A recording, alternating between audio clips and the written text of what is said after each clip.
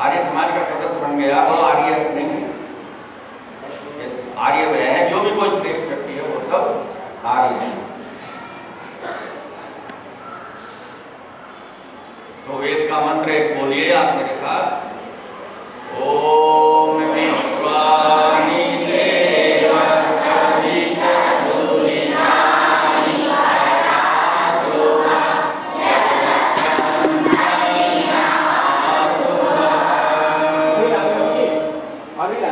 देखो ये बहुत सुंदर मंत्र है प्रार्थना का, यजुर्वेद का मंत्र।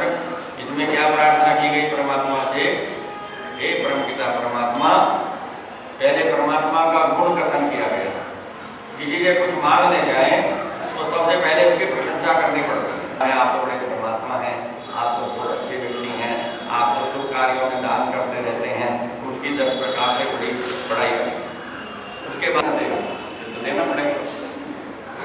अगर किसी के पास जाए तुम तो बड़े कंजूस हो, बड़े बदमाश हो, बड़े लफंगे हो, जरा 5000, तो पहले भगवान की प्रशंसा करनी पड़ती है।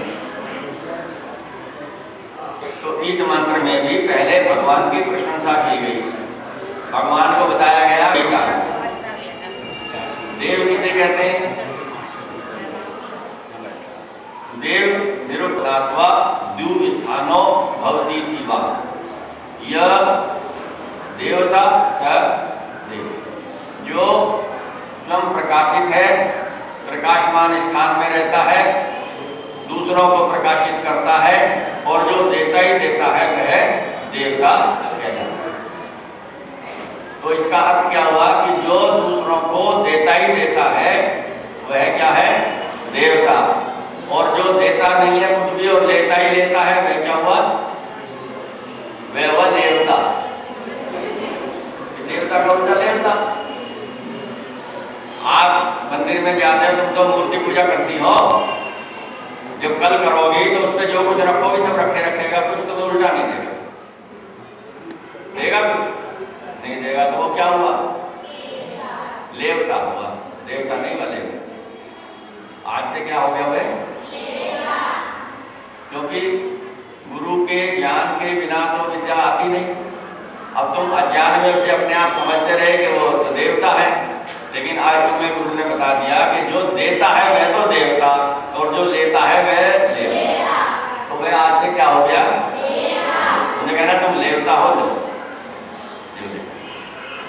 देवता। देवता कौन है, ईश्वर, क्योंकि ईश्वर देता ही देता है, लेता तुमसे कुछ भी। तो देवो दानात्वा, जो दान करता है बदले में कुछ भी नहीं लेता, किसी से इच्छा नहीं है, वह है देवता। तो परमात्मा देता ही देता है। अच्छा, किसी के पास जाओ और उसकी दुकान हो जूते की, और तुम्हें चाहिए मिठाई, उससे जाके कहो भाई पागल है, मेरी दुकान में मिठाई मिलती है। अब मिठाई वाले की दुकान में जाइए, वो कहने लगे जूते दिखाओ बाटा के, तो क्या करेगा, एक बाटा की दुकान है, वहां जाओ बाजार में, दूसरे देगा। आप परीक्षा में बैठे, एक लेखनी आपके पास है, खराब हो गई, दूसरे से मांगा जरा अपना पेन देना, उसके पास ये दे देगी मुझे, इसके पास कहीं है मुश्किल से वो भी न देगी, जिनमें ना कि अपना तो लेके आती नहीं, मुझे और काम कर देगी। तो वही तो देगा जिसके पास भंडार होगा, जिसके पास बहुत सारे पेन रखे हो, 20, 50 रखे हो, उससे कहो एक पेन देना, तो दे देगा नहीं। तो जिसके पास सुख का साम्राज्य है, धन संपदा का भंडार है, अपार भंडार है, जो देने से कभी खाली नहीं होता, जिसका भंडार, वह है ईश्वर, और वह सबको देता ही देता है, इसीलिए उसको देव कहा गया। देखो, किसी के पास एक बार मांगने जाइए, हमें दान के लिए 51 रुपये दीजिए, दे देगा। अगले दिन फिर जाइए कि दान के लिए 51 रुपये दे दो, कहेगा कल बोलेंगे कोई बात नहीं, आज भी दे दो, चलो, बड़ा दयालु होगा, बड़ा सहनशील होगा तो दे देगा, नहीं तो कहेगा फिर नहीं दे दो। और अगले दिन फिर जाइए कि 51 रुपये फिर दे दो, तो कहेगा भाई दिमाग खराब हो गया, रोज ही मांगने आ जाता। तो कोई व्यक्ति एक बार दे सकते, इसलिए परमात्मा को देव नाम है और किसी को देव नहीं।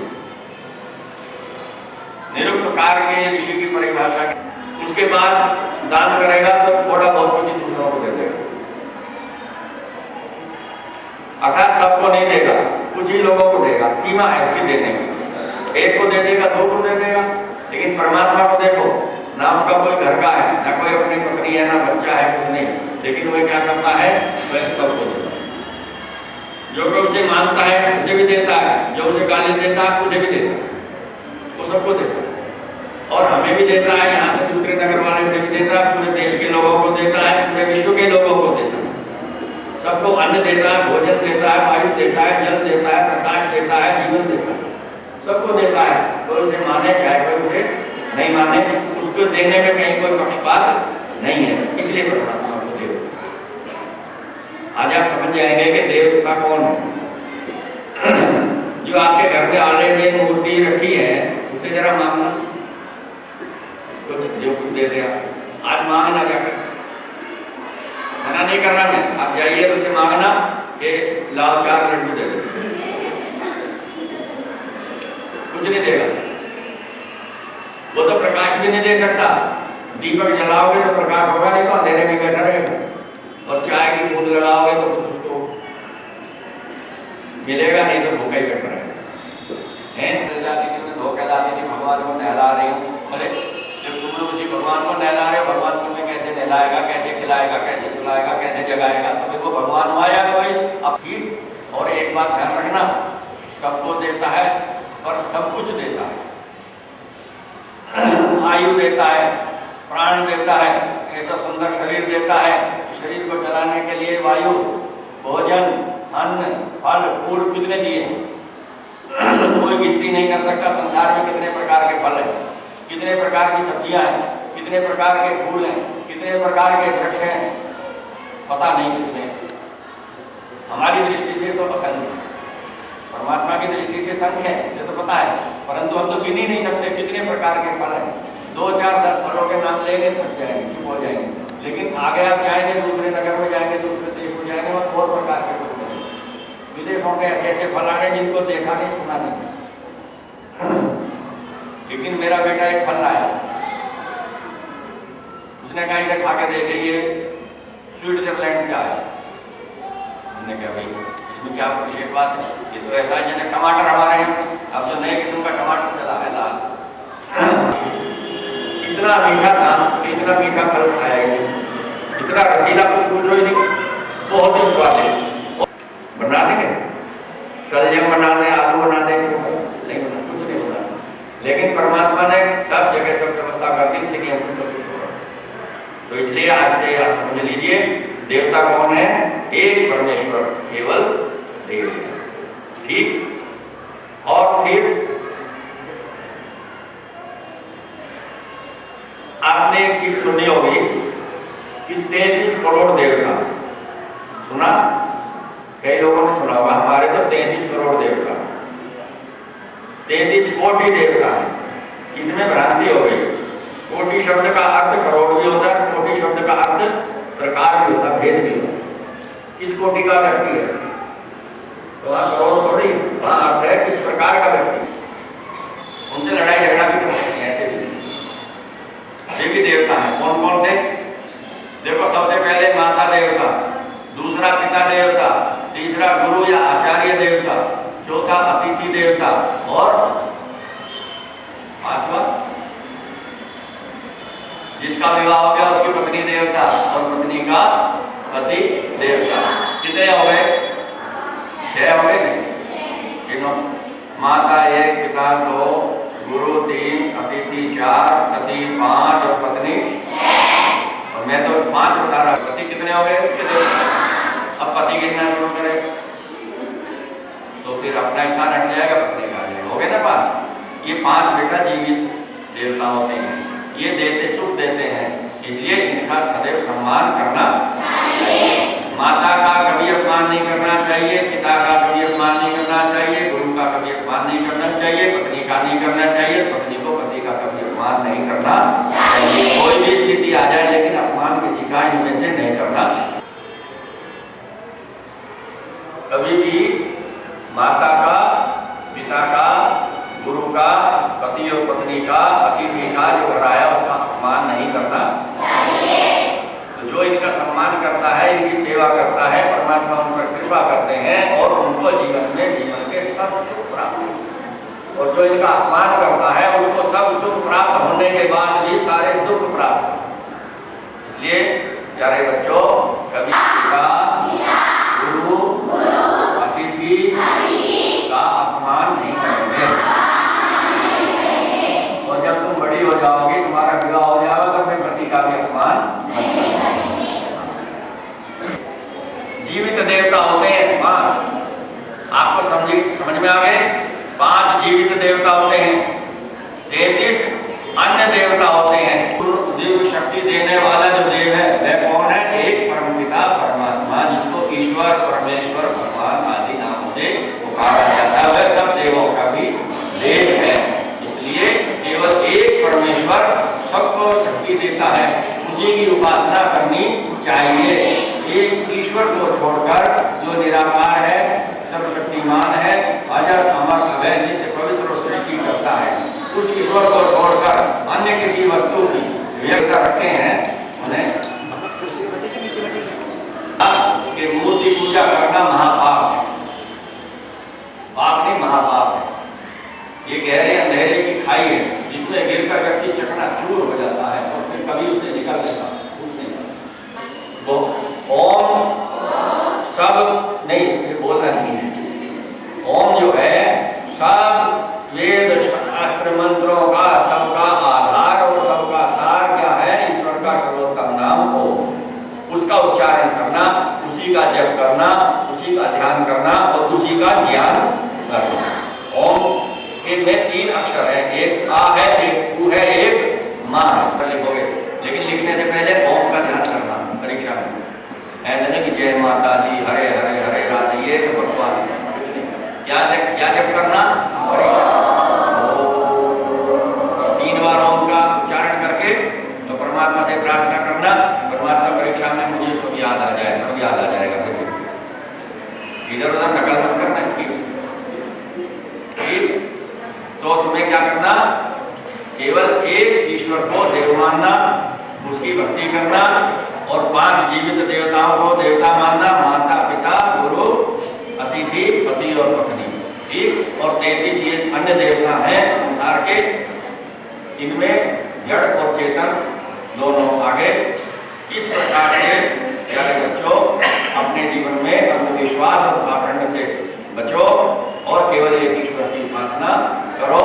अपने सब कार्यों को मनोयोग पूर्वक करो, अपने माता पिता आदि सबका सम्मान करो, उनकी सेवा करो, किसी से लड़ाई झगड़ा संघर्ष नहीं करो। ठीक, तब तुम्हारा जीवन जो बहुत सुखी होगा और बहुत उन्नति को प्राप्त होगा। तो आज 11 बजे तक का हमने प्रधान जी ने कहा 10:30 का है, लेकिन 11 बज गए।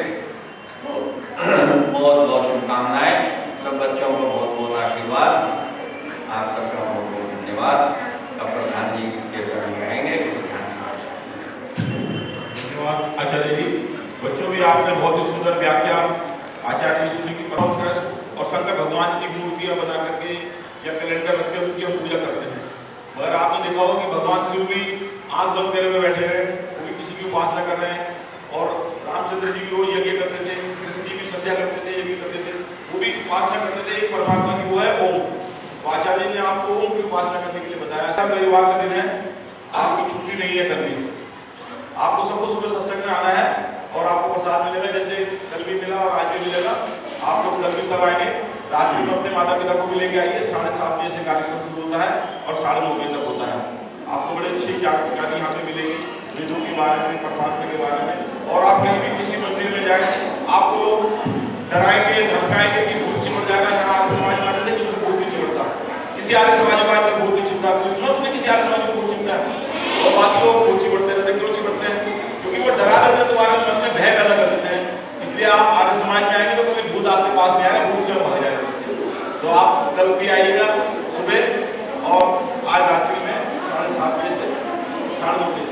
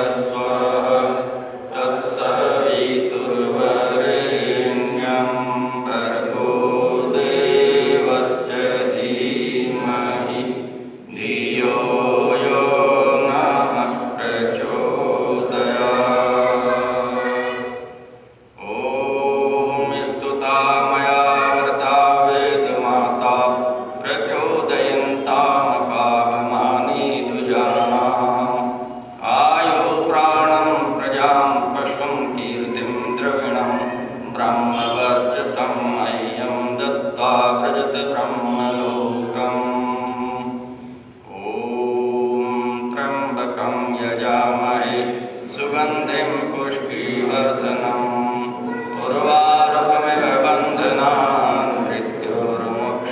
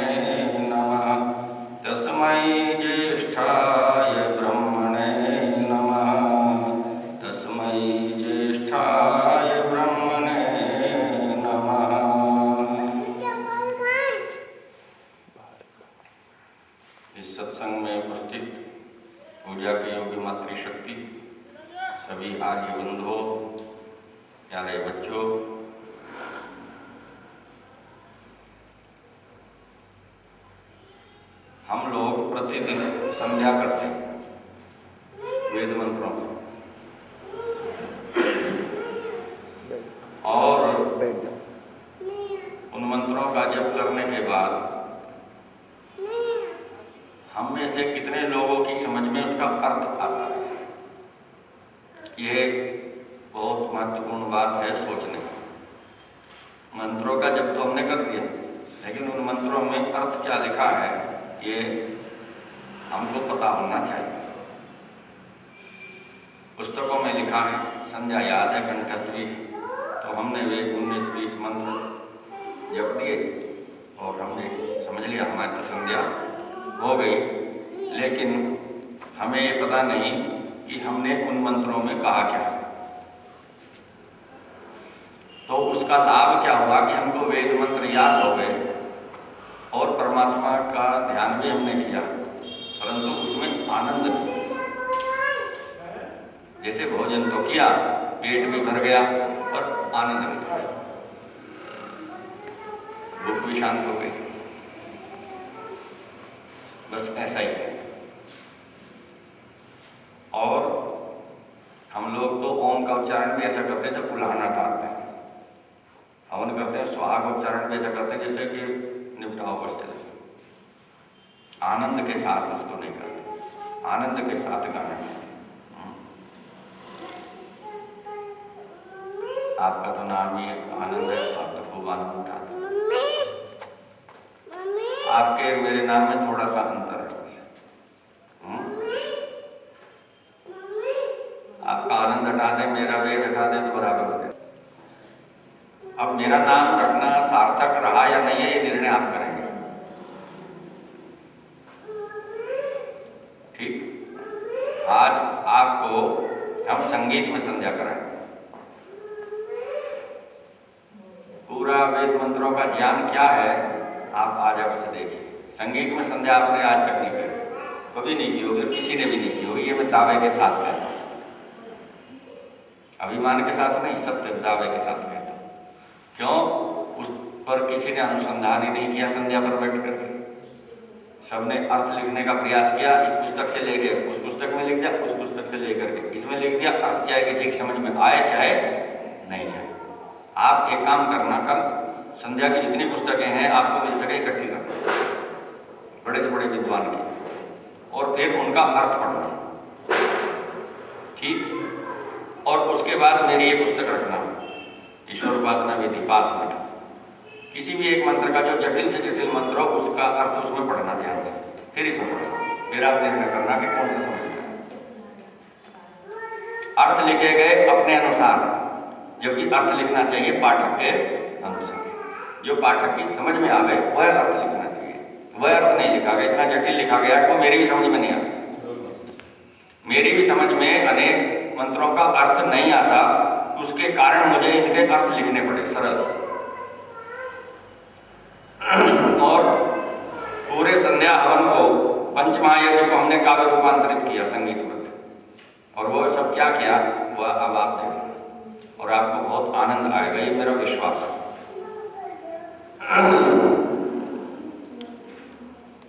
महाशय जी से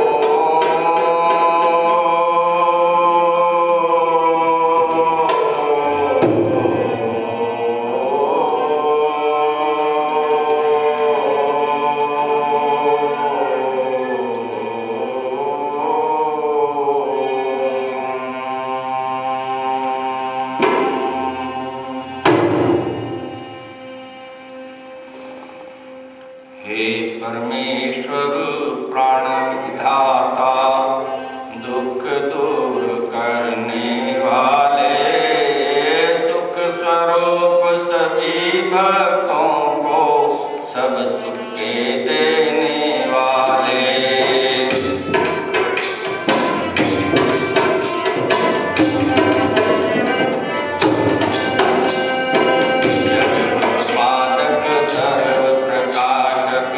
वर्ण योग्य हो एक तुम्हीं, बुद्ध रूप है दुख विनाशक, सब देवों के देव तुम्हीं। करते हैं हम ध्यान आपका, दुख हमारे हर लीजिए। परमेश्वर बुद्धि हमारी उत्तम पथ पर कर दीजिए।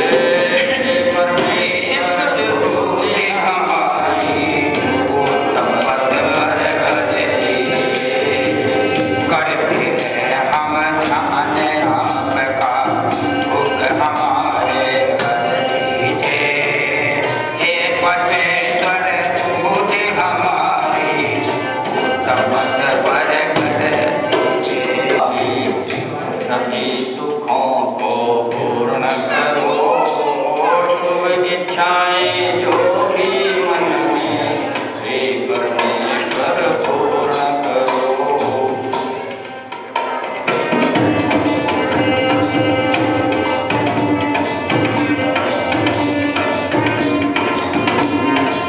कल्याण हमारा करो, मोक्ष सुख को दीजिए।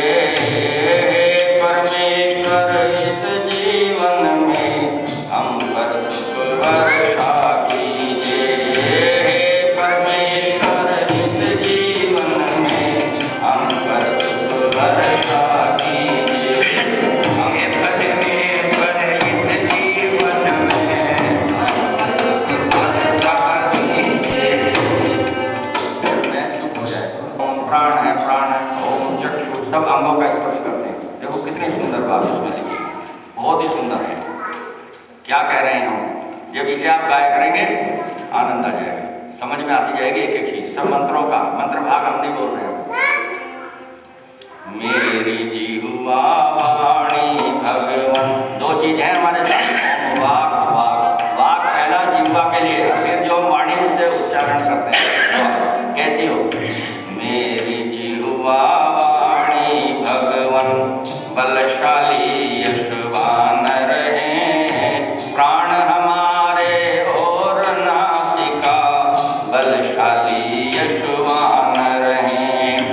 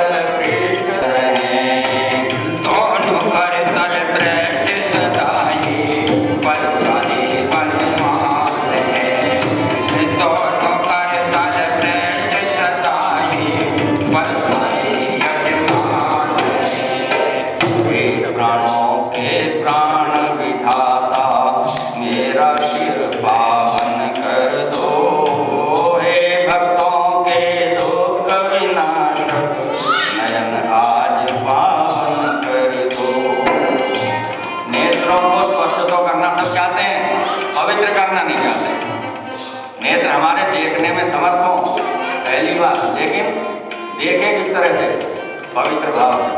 चाहे पुरुष को देखें, चाहे स्त्री को देखें, चाहे बेटी को देखें, चाहे माँ को देखें, ये देखें कि कितनी पवित्रता है। परमात्मा ने कितनी सुंदर माँ बनाई, परमात्मा ने कितनी सुंदर बेटी बनाई, कितने ये परमात्मा का कमाल है। उसे देखते ही याद आ जाए ईश्वर की, तब पवित्रता आएगी। पवित्रता किसके क्षेत्र में आएगी? जिसके मन में पवित्रता होगी। मन में किसके पवित्रता होगी? जिसके मन में परमात्मा का वास होगा, क्योंकि केवल परमात्मा पवित्र है और सबका पवित्र, इसलिए प्रार्थना की गई। हे प्राणों के प्राण विधाता, मेरा शिर पावन कर दो। हे भक्तों के दुख विनाशक, नयन आज पावन कर दो। सभी सुखों के दाता भगवान, कंठ अभी पावन कर दो। हे सर्वेश्वर पूज्य सभी के, मेरा सुर पावन कर दो। जगत पालक हे परमेश्वर, नाभि नित्य पावन कर दो। हे दुष्टों के दंड विधाता, पैरों को पावन कर दो। हे अविनाशी मेरे शिर को वार वार पावन कर दो। हे परमेश्वर सर्वव्यापी, अंग सभी पावन कर दो। हे परमेश्वर सर्वव्यापी, अंग सभी पावन कर दो। हे अविनाशी मेरे पाप कर दो। हे परमेश्वर सर्वव्यापी, अंग सभी पावन कर दो। हे परमेश्वर सर्वव्यापी, अंग सभी पावन कर दो। सकल जगत के प्राण आप हैं, दुख विनाशक आप प्रभो। सुख स्वरूप सभी सुखदाता, सर्वोत्तम हैं आप प्रभु। सकल जगत के जनक आप हैं, दुष्ट विनाशक आप प्रभु। हे परमेश्वर हे अविनाशी, सदा सत्य हैं आप प्रभु। हे परमेश्वर हे अविनाशी, सदा सत्य हैं आप प्रभु। हे परमेश्वर हे अविनाशी, सदा सत्य हैं आप प्रभु। हे परमेश्वर हे अविनाशी, सदा सत्य हैं आप प्रभु। परम ज्ञान सामर्थ्य आपके, वेद ज्ञान उत्पन्न हुआ। दिखता है जो जगत यहाँ पर, उनसे ही उत्पन्न हुआ। प्रलय निशा उनसे ही उपजी, महासमुद्र उपजा उनसे। हे परमेश्वर हे बलशाली, धरा गगन उपजे उनसे। हे परमेश्वर हे बलशाली, धरा गगन उपजे उनसे। हे परमेश्वर हे बलशाली, धरा गगन उपजे उनसे। हे परमेश्वर हे बलशाली, धरा गगन उपजे उनसे। अंतरिक्ष से लेकर भू तक, सागर की रचना कर दी। उसके पीछे संवत्सर की रचना कर ऊर्जा भर दी। जग को वश में रखने वाले, एक आप दिन रात रचे। हे परमेश्वर जगत विधाता, नहीं आपसे एक बचे। हे परमेश्वर जगत विधाता, नहीं आपसे एक बचे। हे परमेश्वर जगत विधाता, नहीं आपसे एक बचे। हे परमेश्वर जगत विधाता, नहीं आपसे एक बचे। हे ईश्वर जगत के धारण पोषण करते हो। सूर्य चंद्र की रचना करके जगत ज्योति से भरते हो। अंतरिक्ष लोक बनाए, भूमंडल सब लोक रचे।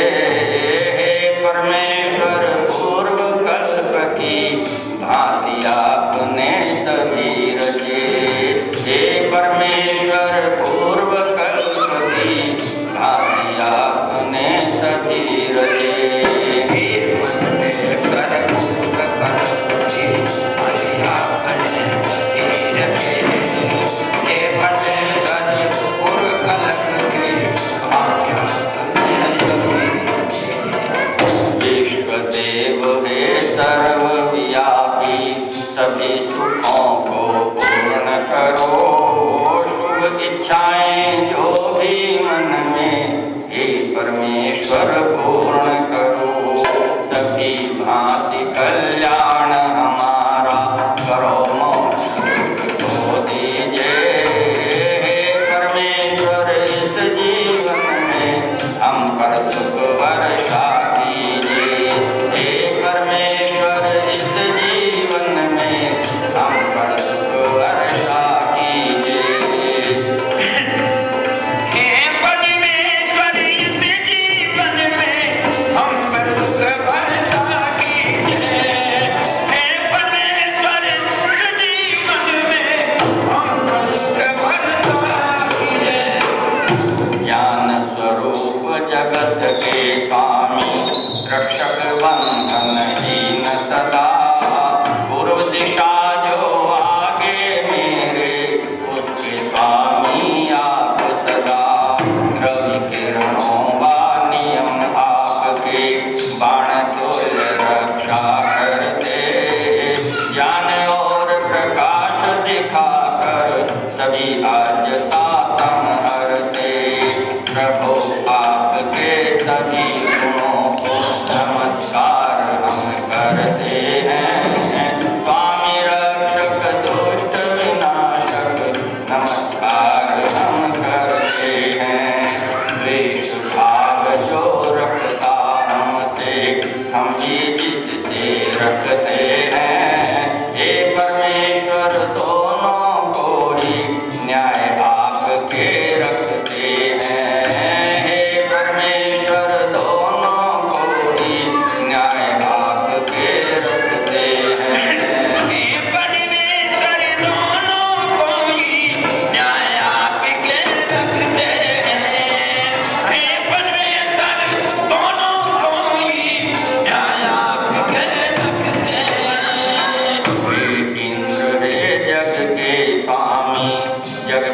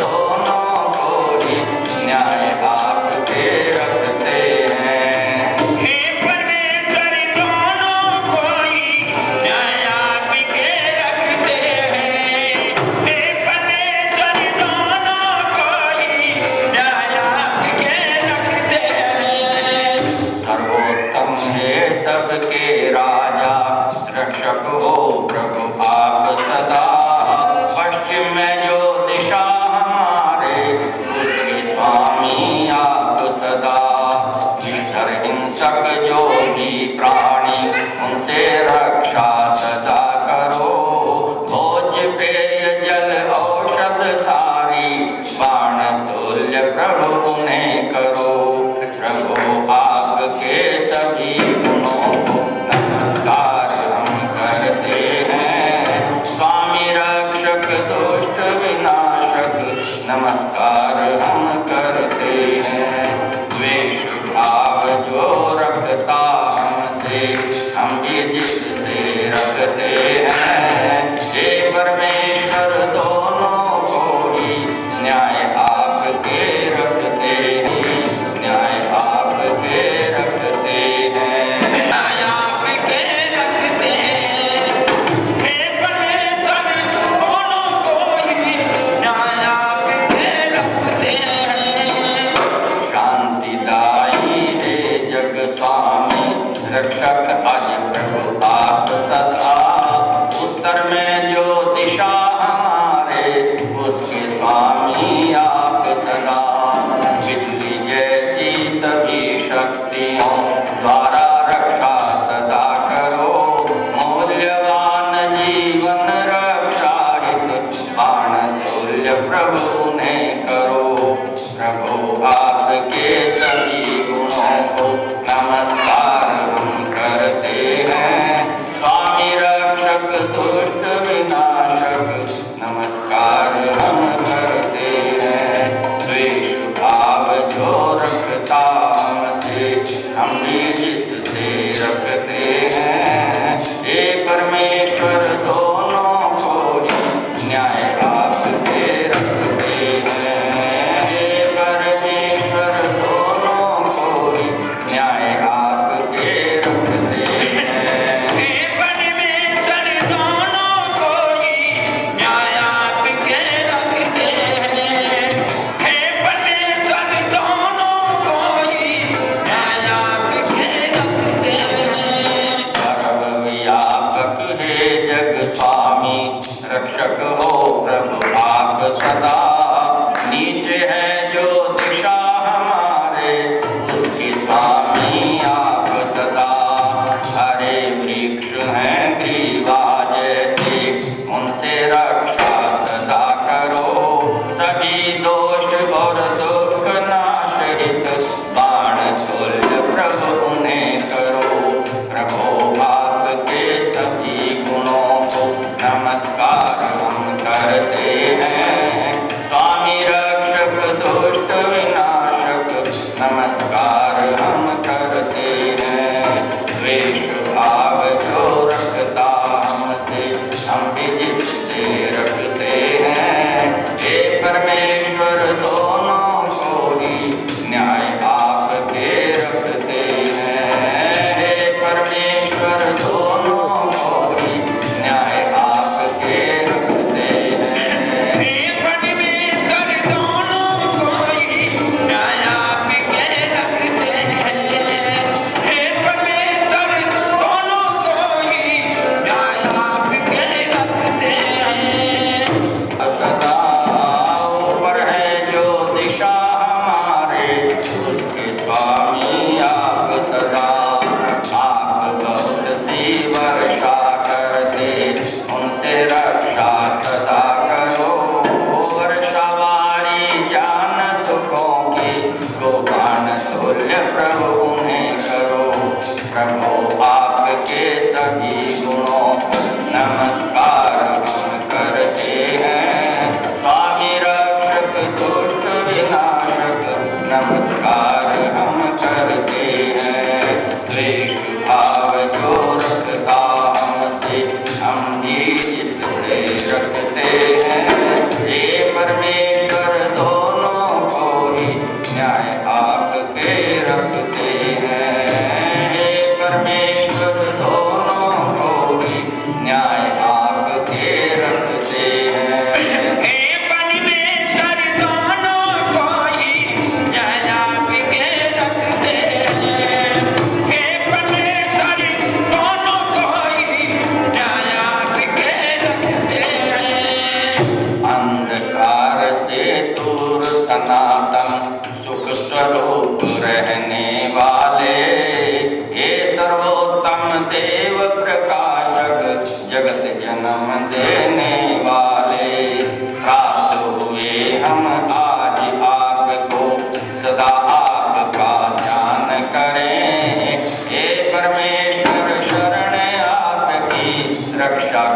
केवल आप करें। हे परमेश्वर शरण आपकी, रक्षा केवल आप करें। परमेश्वर शरण आपकी, रक्षा केवल आप करें।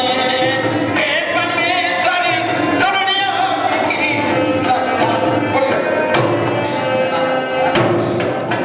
जगत वेद के जनक आप हैं, दिव्य देव तुमको पाते।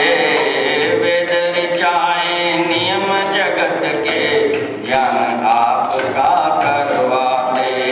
प्रभु आपके दर्शन को हम ध्यान आपका करते हैं। हे परमेश्वर हे सुखदाता, दया आप ही करते हैं। हे परमेश्वर हे सुखदाता, दया आप ही करते हैं। हे परमेश्वर हे सुखदाता, दया आप ही करते हैं। हे परमेश्वर हे सुखदाता, दया आप ही करते हैं। पूज्य कामना योग आप ही, दिव्य जनों के बल होते। उन्नत पथ पर ले जाते हो, भक्तों के दर्शक होते।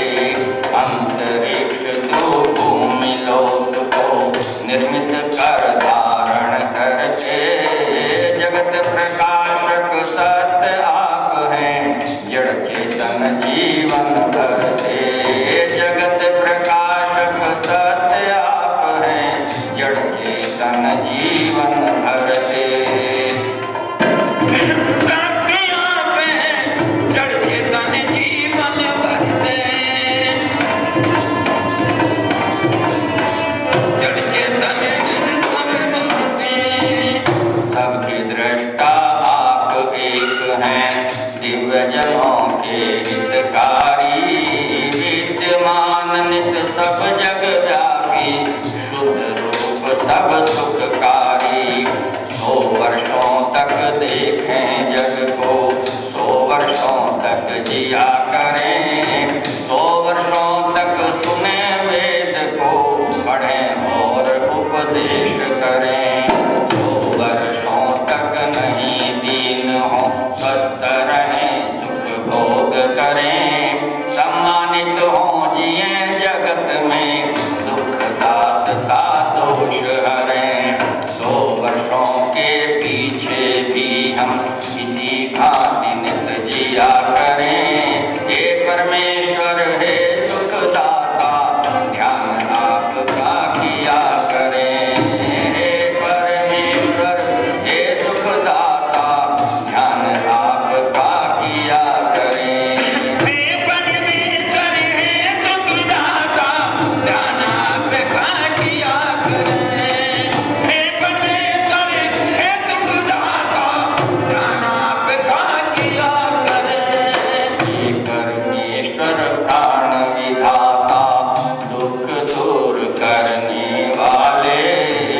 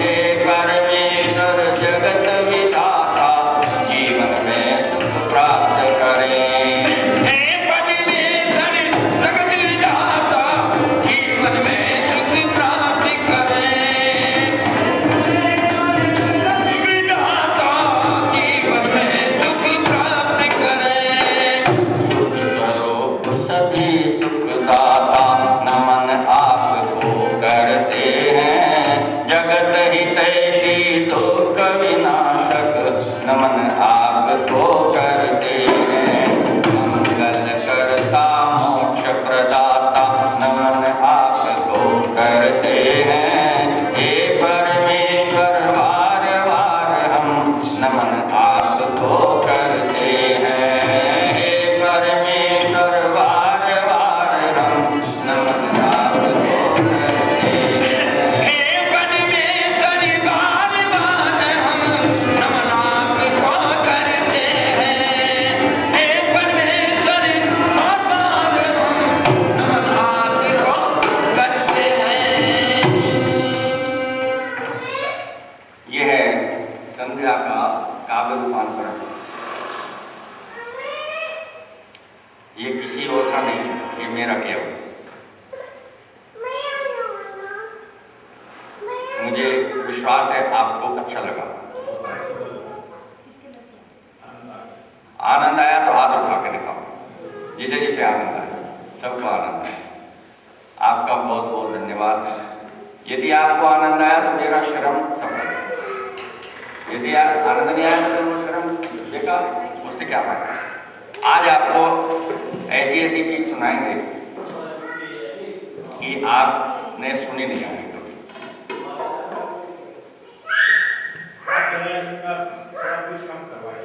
हैं जी? अच्छा ठीक है। हाँ वो माइक का वॉल्यूम थोड़ा सा कम हो जाएगा। अनेक अनेक बड़े विद्वानों के प्रवचन सुने, बहुत बहुत अच्छे विद्वानों के सुने। हमने उसमें कुछ परिवर्तन किया। हमने भी सुने, हम भी सुनते हुए बड़े हुए। हमने उसको सरस बनाने का प्रयास किया। कितना सफल होगा कितना नहीं होगा, इसमें जीवात्मा रूपी स्वामी बैठकर चल रहा है। इस शरीर को घोर दुखों की नगरी बताया गया। जब शरीर रोगी हो जाता है तो शरीर क्या होता है? नरक हो जाता है। और इसी शरीर को स्वर्ग का वाहन बताया गया, स्वर्ग तक पहुंचाने वाला।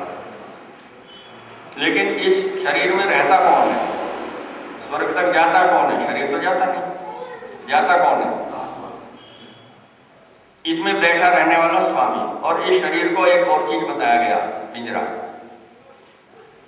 और इस पिंजरे में रहने वाला एक स्वामी रहता है इस पिंजरे में। और इस पिंजरे का कभी ताला नहीं लगता।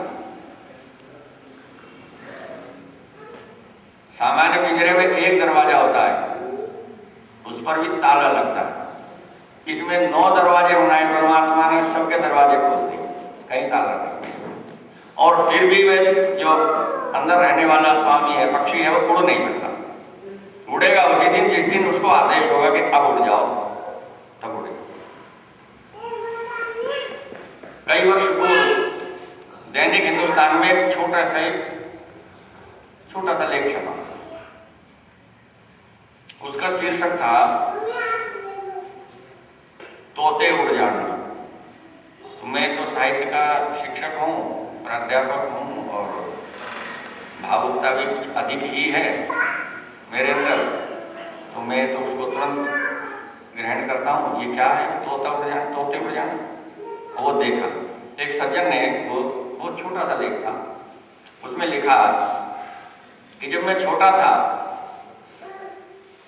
तो मेरी माँ अनाज पीसती थी चक्की में हाथ से। और वो अशिक्षित थी, अनपढ़ थी, लेकिन वो प्रातः काल में ब्रह्म मुहूर्त में उठ करके जब चक्की चलाती थी तो एक गीत गाया करती। वो व्यक्ति पंजाब का था, मुल्तान क्षेत्र का, जगह मुल्तान हमारा क्षेत्र था, वहाँ हम रहते थे। तो मेरी माँ मुल्तानी भाषा में गीत गाती। वो लिखता है कि वो गीत मुझे पूरा याद नहीं है, लेकिन जितना याद है वो मैं लिख रहा हूँ उसी भाषा में, परंतु इसलिए गाती। अब यदि अर्थ भी पता होता तो कितना आनंद आता। तो वो कहता मुझे बड़ी पीड़ा है, कोई बात नहीं, खेलने दो, बस उन पे नियंत्रण रखिए। बच्चों इनकी तो माया ही है सारी, इनके बिना तो सब सुनसान।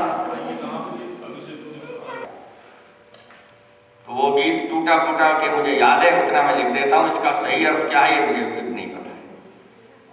वो लिखा, परंतु ये है बहुत बढ़िया। अब वो गीत मैंने पढ़ा तो टूटी फूटी भाषा में वो था, मुल्तानी ग्रामीण बोलचाल का था, वो मेरी समझ में कई जगह नहीं आया।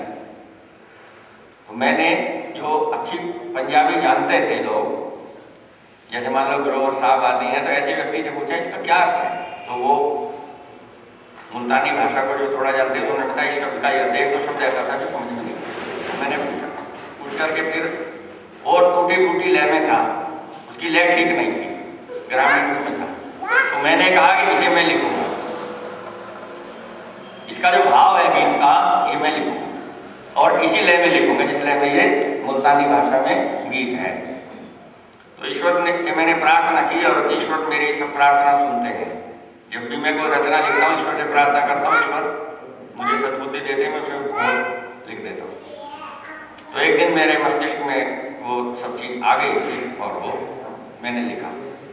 आज आप सुनिए, शरीर क्या, उसने बताया कि शरीर है एक पिंजरा और इस पिंजरे में एक रहता है तोता, और वह तोता किसी के काबू में नहीं आता, चाहे को कितना भी जोर लगा। क्या होता है उसका, उसकी वास्तविकता क्या है? हम इस शरीर को पालते हैं, पोषते हैं, औषधि से स्वस्थ करते हैं, लीप पोत के सुंदर भी करते हैं। चमक नहीं है तो कुछ चमकी लगा लेते हैं, सुगंध नहीं है तो कुछ खुशी लगा लेते हैं।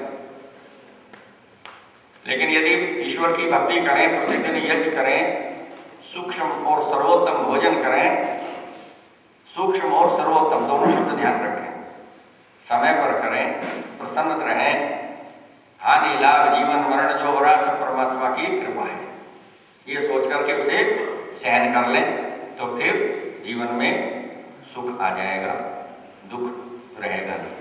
और ये समझ लें क्या सच्चाई जीवन की क्या है, वही है। हाँ जी मास्टर,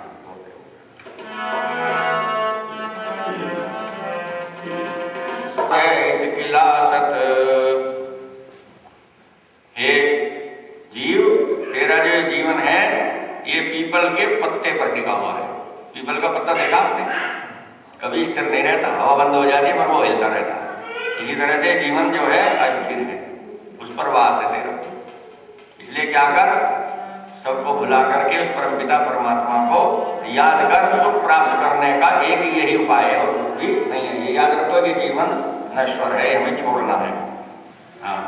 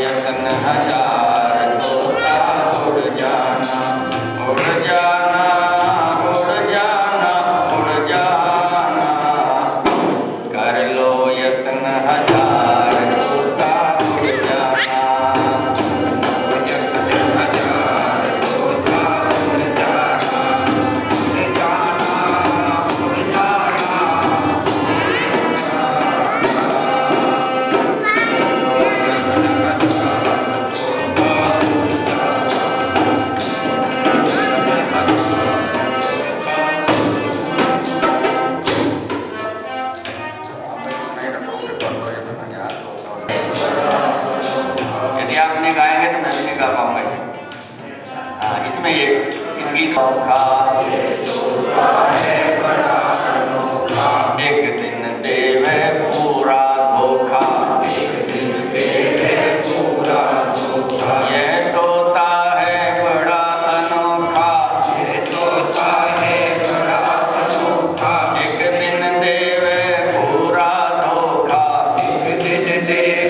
पूरा धोखा, कभी न करता प्यार तोता उड़ जाना, कभी न करता प्यार तोता उड़ जाना, उड़ जाना, उड़ जाना, उड़ जाना, कर लो यत्न हजार तोता उड़ जाना, कर लो यत्न हजार तोता उड़ जाना, कर लो यत्न हजार तोता उड़ जाना।